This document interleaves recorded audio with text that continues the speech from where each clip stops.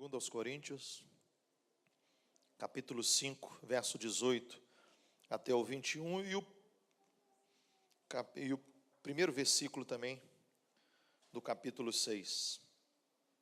Mesmo assim, assentados, fala assim: ora, tudo provém de Deus, que nos reconciliou consigo mesmo por meio de Cristo e nos deu o ministério da reconciliação, a saber, que Deus estava em Cristo reconciliando consigo o mundo, não imputando aos homens as suas transgressões, e nos confiou a palavra da reconciliação, de sorte que somos embaixadores em nome de Cristo, como se Deus exortasse por nosso intermédio. Em nome de Cristo, pois rogamos que vos reconcilieis com Deus. Aquele que não conheceu o pecado, ele o fez pecado por nós, para que nele fôssemos feitos justiça de Deus. E nós, na qualidade de cooperadores com ele, também vos exortamos a que não recebais em vão a graça de Deus. Amém e amém. Feche seus olhos mais uma vez, vamos orar, pedindo que o Senhor venha falar mais uma vez conosco. Pai, nós abrimos o nosso coração nesta hora. Diante da Tua palavra nós te pedimos que Tu venha, ó Deus, revelar aquilo que o Senhor deseja nesta noite. Vem trazer à luz o entendimento, falando, ó Deus, aquilo que o Senhor deseja a cada coração nesta noite, em nome de Jesus. Amém e amém. Queridos, provavelmente você já ouviu outros ministros falando a respeito desse texto, um texto conhecido a respeito aqui do ministério da reconciliação.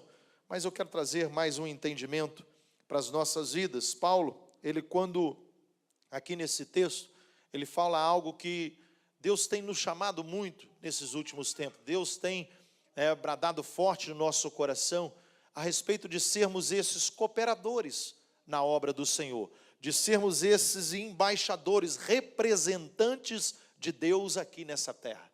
E isso é um grande compromisso, é um grande desafio que eu e você, como discípulos do Senhor, somos chamados a viver. Jesus, ele caminhou com os seus discípulos, viveu um tempo ali com os seus discípulos, e depois de um tempo que eles então estavam caminhando junto, naquela vida de intimidade, eles olhando para Jesus, vendo ele operar milagres, sinais, maravilha, prodígios, Jesus ensinando ele tudo aquilo que o Pai tinha revelado, ele mostrando aos seus discípulos, e ele vira e fala assim: eu já não vos chamo mais servo, eu vos chamo amigos. Por que amigos? Porque o amigo, ele sabe tudo aquilo que o outro tem, tudo aquilo que o outro quer revelar, ele então libera para os amigos. O servo não, o servo é diferente. O servo é como um trabalhador, um cooperador que trabalha em uma empresa, mas que o patrão talvez não sabe nem o nome dele, não sabe nem o que ele está passando na casa dele, não sabe a necessidade dele. Agora o amigo é diferente. O amigo, ele toca em áreas que o servo não toca.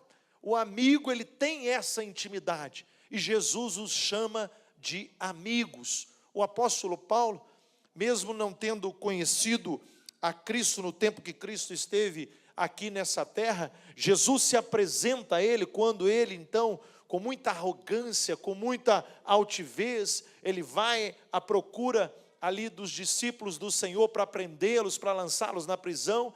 Mas esse era um tempo ainda que ele ainda não tinha sido transformado, ele ainda era o Saulo, aquele homem cheio de si, achando que ia resolver as coisas tudo pela sua força. Mas quando ele tem um encontro genuíno, verdadeiro com Jesus, Jesus, em uma luz muito forte, se revela a ele, uma voz fala com ele, então ele é transformado. Esse homem então entende que, como cooperador na obra de Deus, ele precisa viver uma vida de intimidade. Nós precisamos de uma vida de intimidade. Por quê? Porque somente os amigos têm uma vida de intimidade. O servo não. O servo, ele cumpre regras. O servo, ele cumpre preceitos. Agora o amigo não. O amigo, ele sabe tudo o que o outro necessita. E nós queremos compartilhar a a respeito de um pouquinho do que é ser esse cooperador, de que é ser esse embaixador, do que é ser esse amigo de Deus e como nós vamos viver essa verdade aqui na terra. É possível viver essa verdade aqui hoje? Nós já temos orado, já temos clamado, já temos ministrado aqui a respeito de que nós temos hoje clamado para que o céu venha, para que se estabeleça a vontade de Deus, como ela é feita no céu, que ela se estabeleça aqui na terra. Porque muitos cristãos, muitos crentes evangélicos, eles olham, por exemplo, para a palavra de Deus, pegam ali Apocalipse e eles acham que é só num futuro muito distante que eles poderão viver tudo aquilo que Deus sempre sonhou para a vida deles. Mas na intimidade, na amizade, eu e você somos chamados a viver hoje tudo aquilo que Deus quer nos revelar. Jesus falou que não negou nada para ele. Tudo que o Pai me revelou, eu dei a conhecer a vocês. Ele criou e estabeleceu o reino de Deus. O reino de Deus está próximo.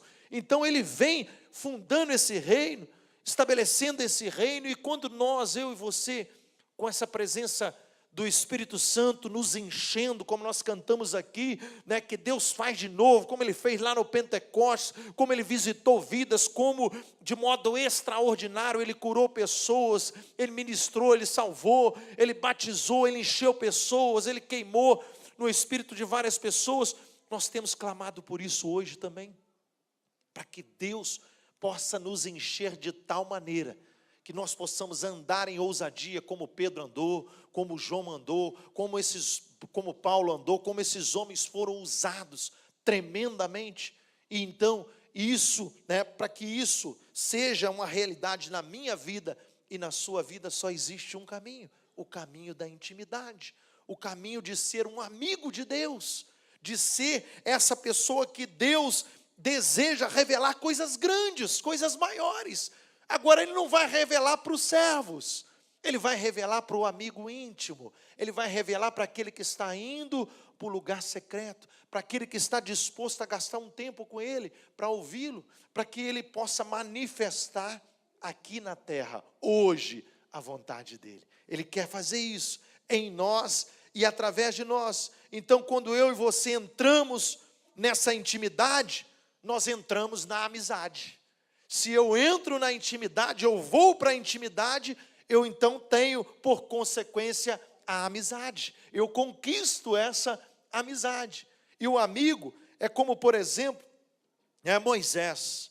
Moisés é um exemplo clássico de um amigo de Deus, de um homem, né, que teve de Deus revelações grandiosas, profundas. Por quê? Porque ele se tornou um amigo de Deus. Ele aprendeu a ir para a intimidade, para buscar a Deus. Quando o tempo passava, as pessoas aos poucos iam olhando para Moisés, Moisés ficava até com vergonha. E ele tinha que ir de novo para a tenda, ele tinha que ir de novo para a presença de Deus, para se encher de Deus. E quando ele se enchia, o rosto dele brilhava, a face dele brilhava. E esse homem tremendamente usado por Deus, ele viveu essa intimidade. Certa feita Deus mandou ele subir ao monte, para que Deus então desse ali para ele, ali as tábuas da lei. E ele foi para o monte. Ninguém ousava subir aquele monte. Josué ficou no pé embaixo, aguardando. As outras pessoas ficaram distante, de longe, com medo de serem fulminadas. E Moisés não, Moisés vai para a intimidade, ele vai buscar a Deus. Ali Deus o sustentando. Imagine 40 dias sem se alimentar. 40 dias, provavelmente bebeu água só porque, né, ali no monte, mas ele estava ali sendo sustentado por Deus. Mas chega um momento em que Deus vira para ele e fala: Moisés, pode descer. Desce, porque o povo é de dura serviço, o povo se contaminou, Moisés, pode descer. Mas Deus já tinha revelado coisas profundas para ele, já estava nas mãos dele, mas o povo não aguardou, o povo não esperou o tempo de Deus, o momento que Deus aguardava que ele então pudesse levar aquela revelação para eles. E Moisés desce e vê tudo aquilo que nós conhecemos na história. Eles fazem um bezerro de ouro, para poder conduzi-los, para poder ir à frente deles. Eles já não confiavam mais que Moisés estava vivo. Um homem que estava na intimidade com Deus, um homem que estava ouvindo Deus, que estava recebendo coisas grandes de Deus, e o povo se contamina. O povo, ele faz para si Deus, um Deus. Ah, mas pastor, se eu tivesse lá eu não fazia isso. Queridos, quantos deuses fazemos para nós hoje? Quantas vezes fazemos isso? Deus quer nos revelar coisas grandes, coisas profundas. Deus levanta pessoas, Deus levanta homens, mulheres, para nos revelar coisas grandes, e muitas das vezes nós criamos os nossos deuses. Nós queremos, por quê? Porque é a nossa moda, a nossa maneira, o nosso jeito de pensar. Se não for dessa forma, eu não concordo. Se não for desse jeito, eu não concordo. E Moisés chega ali, e Deus dá uma palavra para aquele homem, e fala assim: Moisés, eu vou fulminar esse povo, eu vou acabar com eles, e eu vou fazer de ti uma grande nação. Eu vou fazer de novo, eu vou fazer aquilo que eu quero fazer, mas através de você, Moisés, porque esse povo não quer nada com Deus, esse povo está distante, o coração deles está distante. Queridos, você imagine uma intimidade tamanha, uma intimidade tão grande, que Moisés ousa conversar com Deus e botar Deus para pensar naquilo que Deus tinha falado naquela hora ali. Imagina isso, a intimidade era tamanha, que Moisés fala: não, Deus, não, que isso, Deus. Moisés chega a lembrar Deus de Abraão, de Isaac e de Jacó. Moisés tinha lembrado de tudo aquilo que Deus já tinha falado, que a promessa não era para ele. Deus, não, Deus, é com esse povo. Deus, o Senhor nos tirou lá do Egito, Deus. Não vão ser envergonhados se o Senhor matar esse povo. Vai falar que o Senhor nos tirou de lá para matar-nos no deserto, para nos matar aqui. Como é que vai ficar o nome do Senhor? Não, Deus, não faz isso. E diz a palavra do Senhor, depois você pode conferir lá em Êxodo. Eu vou te dando os textos aqui, daqui a pouco nós temos tudo anotado ali. Então, nós temos um diálogo de um homem que se tornou amigo de Deus. E diz a palavra de Deus que Deus arrependeu de ter falado aquilo com Moisés. Deus resolve então não exterminar aquele povo por causa de um diálogo de um amigo íntimo que conhecia o coração de Deus. Aquele momento ali realmente era revoltante. Aquele momento ali era um momento em que aquele povo merecia isso. Merecia que Deus exterminasse eles. Mas Deus não fez isso. Deus age com graça. Deus age com amor. E foi assim conosco também. Nós não merecíamos Jesus. O pastor ministrou aqui domingo, do texto que nós mais conhecemos, que Deus amou o mundo de tal maneira. Como muitas das vezes nós queremos julgar o mundo, nós queremos lançar uma palavra de condenação para o mundo, nós queremos logo, com um olhar fatalítico, lançar a nossa destruição para o mundo. Deus olha para o mundo e ama o mundo, com um olhar diferente, um olhar completamente diferente. Mas como que eu vou conseguir ter esse olhar? Eu preciso ter a minha mente transformada. Eu preciso ter a minha mente renovada. Eu preciso receber de Deus revelações de coisas maiores, de coisas profundas. Deus, Ele quer nos revelar, mas vai revelar para os amigos, vai revelar na intimidade. Deus fala todo dia, Deus fala toda hora.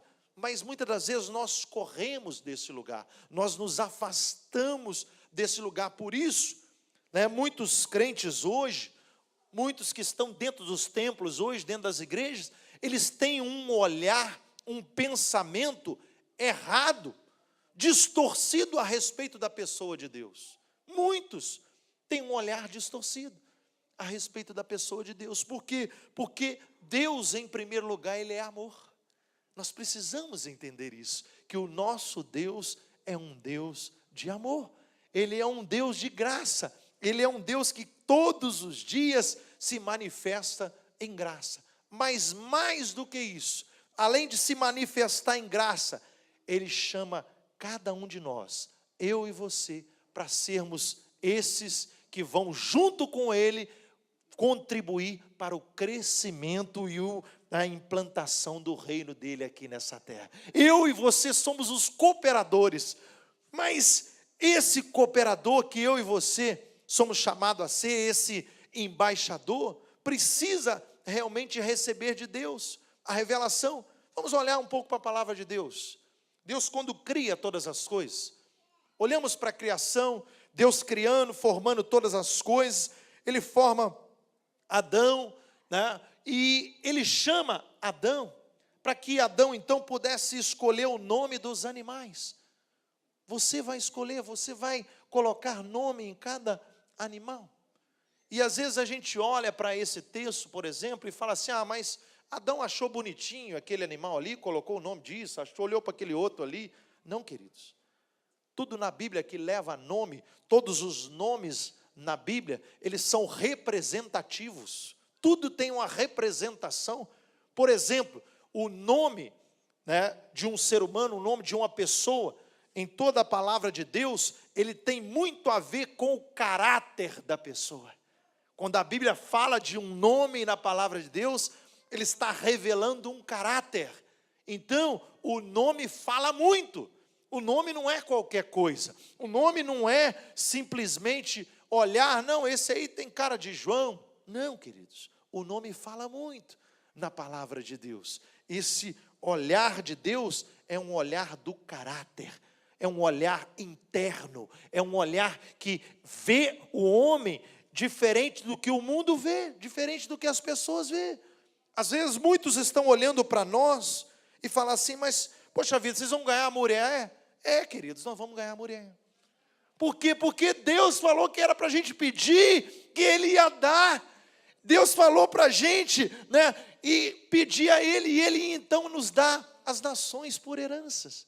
Nações, nós estamos pedindo só uma cidade, nós estamos sendo bonzinhos ainda. Nós estamos pedindo só Muriaé por enquanto. É lógico que depois nós vamos pedir mais, né? Nós vamos querer mais, nós vamos querer a Zona da Mata, né? Nós vamos querer Minas Gerais, depois, né? Mas, queridos, Ele chama cooperadores. Eu sozinho não vou em lugar nenhum, você sozinho não vai em lugar nenhum. Nós precisamos cooperar, nós precisamos estar unidos nessa obra, com Deus e com os irmãos, unidos para viver o propósito maior de Deus, que é implantar o reino dele nessa terra. Você está disposto a viver isso? Então, né, seja como Moisés. Moisés, ele é o cara da intimidade. Moisés, ele é o cara da face a face. Ele é o cara que vê Deus. Ele é o cara que fala com Deus. Ele é o cara que ouve Deus.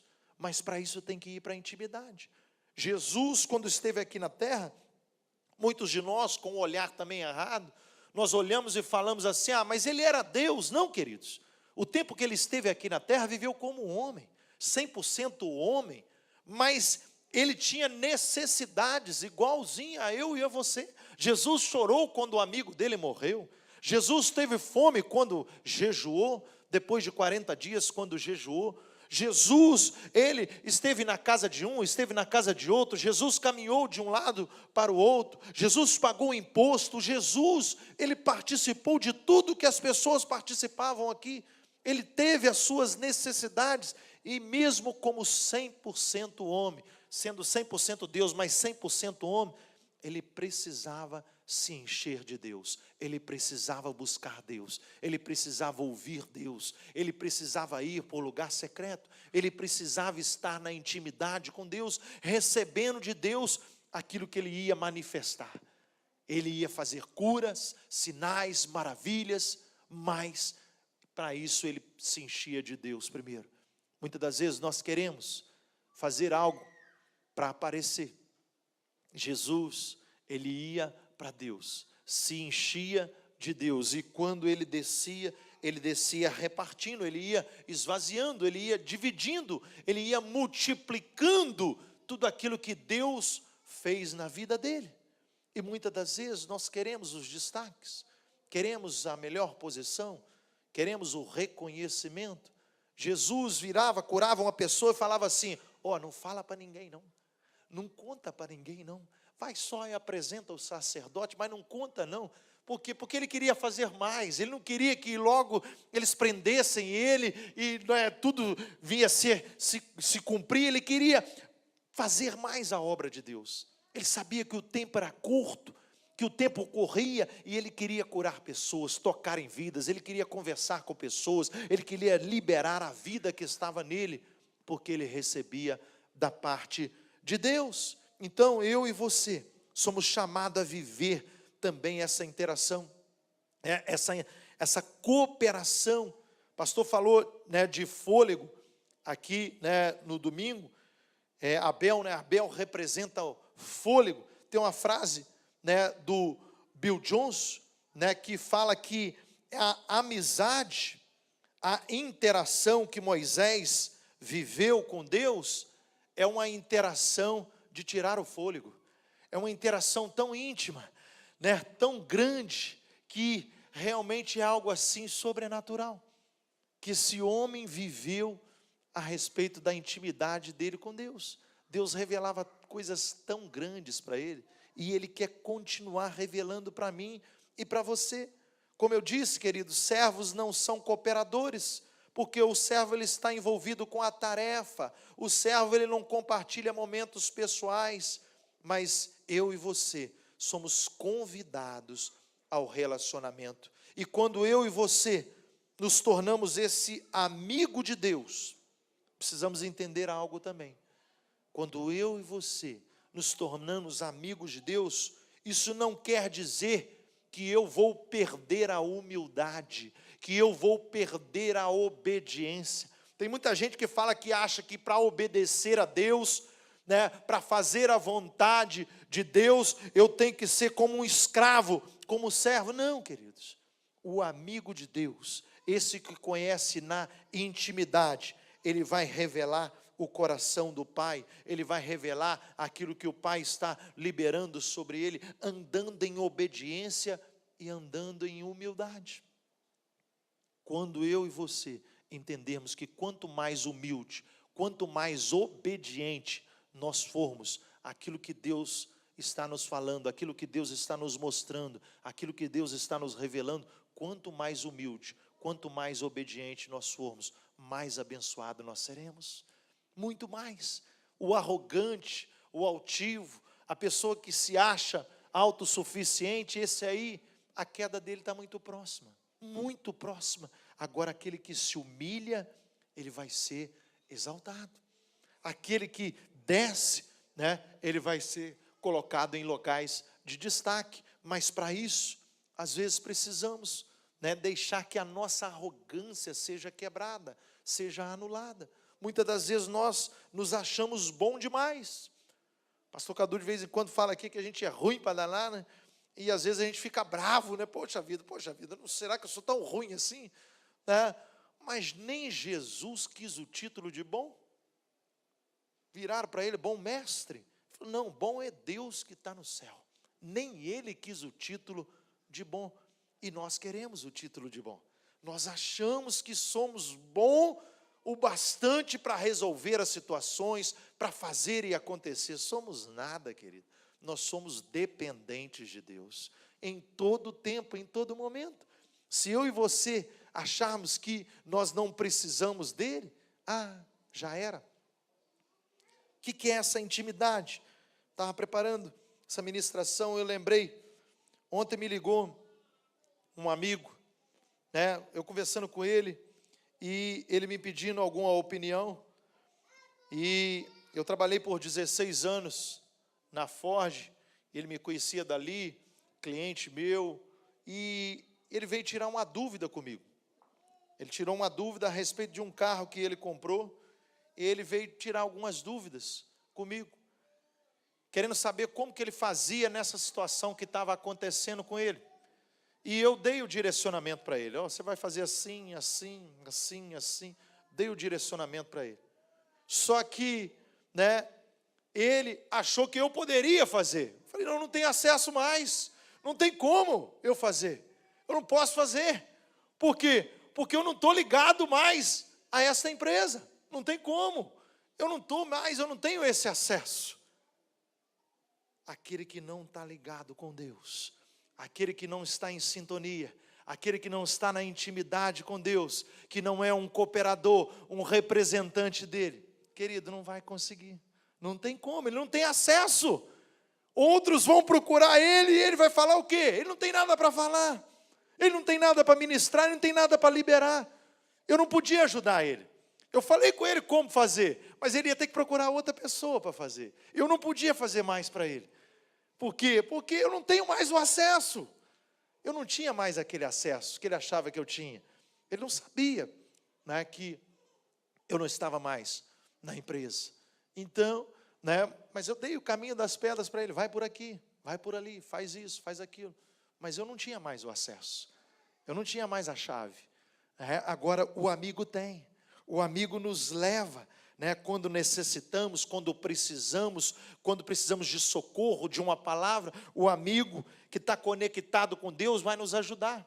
É o que nós falamos hoje muito da consolidação, de estar junto, de ser um pai, de ser aquele que vai, né, estender as mãos, que vai caminhar, que vai ensinar a direção, que vai dar o norte, que vai caminhar com a pessoa, que vai ministrar na vida da pessoa. Mas para isso tem que ter acesso. Quem não tem acesso, quem não tem intimidade, quem não é amigo, vai fazer o quê? Vai revelar o quê? Vai liberar o quê? Deus, Ele quer ser seu amigo. Deus, Ele quer revelar coisas grandes para você. Deus, Ele quer revelar coisas grandes. Nós falamos aqui várias vezes já, né? Pastor Cadu já ministrou outros textos, nós já ministramos, né, que nós cremos que nós vamos fazer as mesmas obras e obras maiores.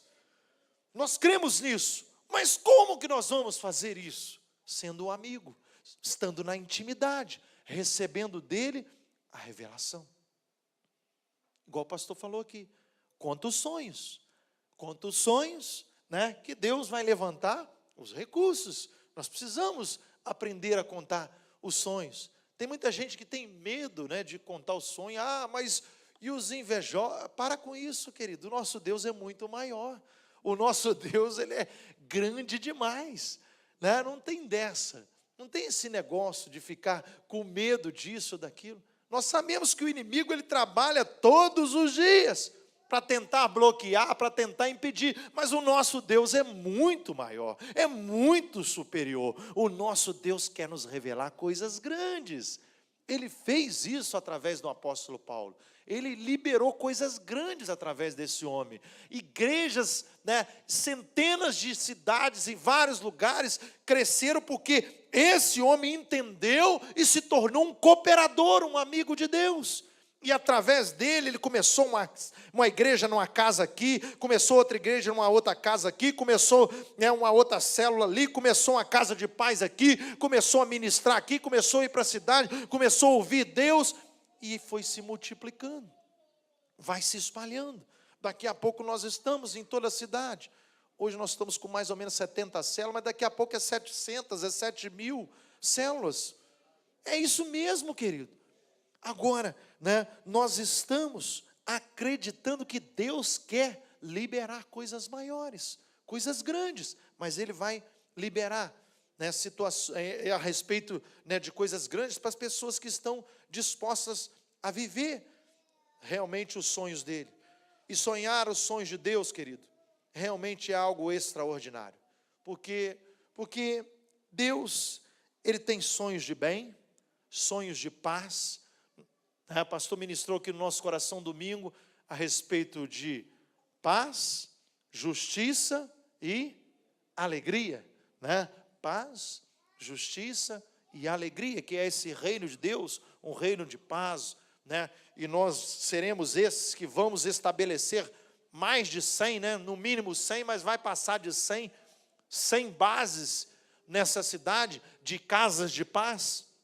Nós vamos chegar ali, atendendo a ordenança de Lucas 10, e estaremos ali então, quando entrarmos numa casa e falamos assim, que a paz esteja nesta casa, que a paz esteja neste lugar, e a paz vai ser estabelecida ali. Por quê? Porque você é um representante da paz, você é um representante de Deus. Pastor, mas estou com medo, pastor.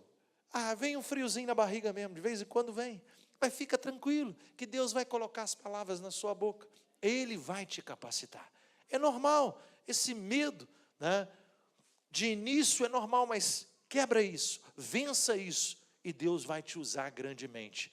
Queridos, quando a gente vai na casa de alguém, quando a gente ministra a palavra de Deus, sabe quem que é mais abençoado? Nós. Quando a gente sai dali, é como esse povo de Lucas 10 que foi, quando eles voltaram com uma alegria tremenda, eles voltaram contando, poxa vida, foi tremendo, Jesus, como nós somos usados ali, até os demônios nos obedecem, nós demos ordem e eles saíram, e é isso mesmo. Quando aparecer um demônio lá, você ligar para o pastor, o telefone dos 2 pastores vai estar desligado, é você mesmo que vai resolver a situação, é você mesmo que vai mandar embora, manda embora em nome de Jesus. Por quê? Porque você chegou ali para estabelecer a paz, para estabelecer a presença de Deus naquele lugar. Você é esse representante.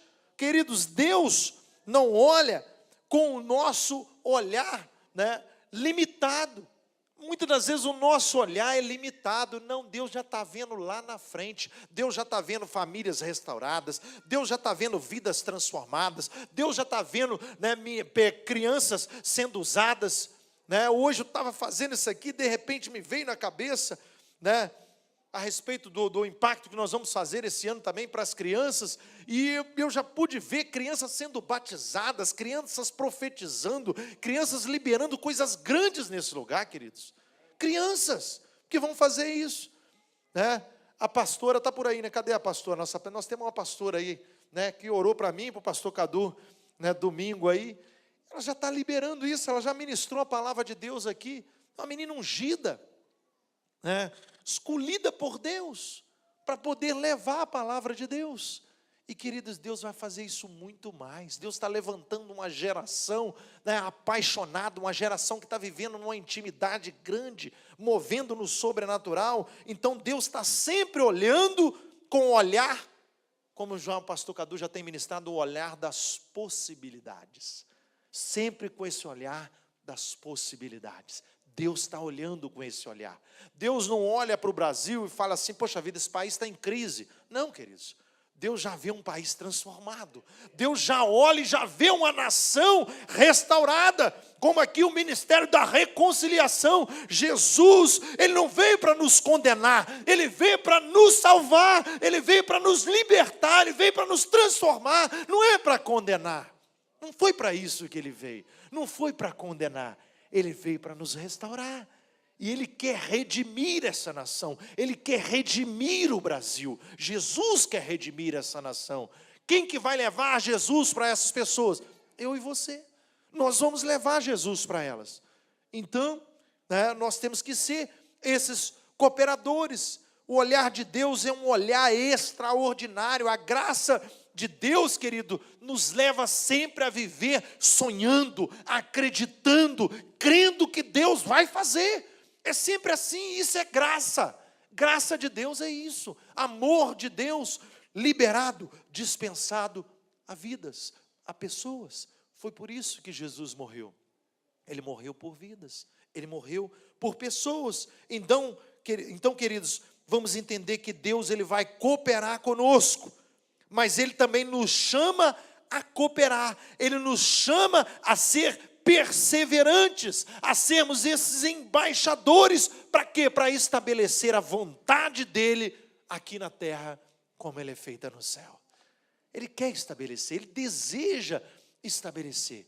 Aonde? Aonde nós formos desafiados aí, nós ali então vamos estabelecer a vontade de Deus, como ela é feita lá no céu, ela vai ser feita ali. Aonde nós botarmos a planta dos nossos pés, aonde nós, né, tomarmos como possessão, aonde nós orarmos e pedirmos a Deus, Ele vai nos entregar chaves, entregar, né, cidades, entregar ruas, entregar bairros. Deus quer fazer isso. Pirapanema e Nova Murié é o começo. É um começo de um novo mover, de um mover extraordinário, que Deus vai fazer.